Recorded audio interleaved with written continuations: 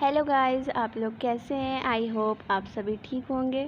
आज हम बनाने वाले हैं मैक्रोनी रेसिपी। इसके लिए हमें चाहिए एक कटी हुई प्याज, मैगी मसाला,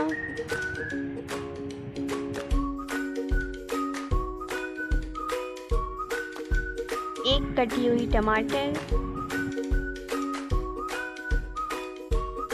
और नमक स्वाद अनुसार,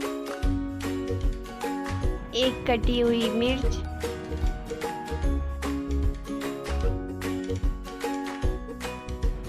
$500 ग्राम macaroni,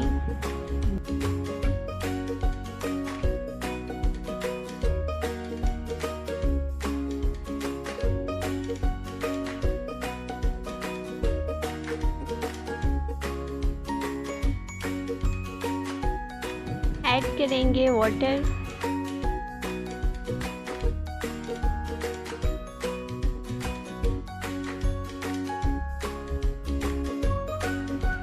salt, 4 spoon Fortune oil,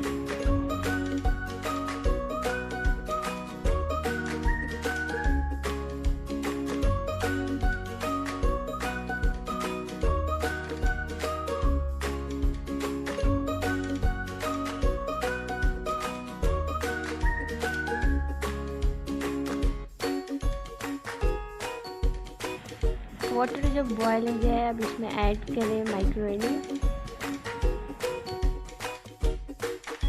अब इसे फिर 5 मिनट के लिए ढक दें। अब इसे निकाल लें, ठंडे पानी से अब इसे वॉश कर लें।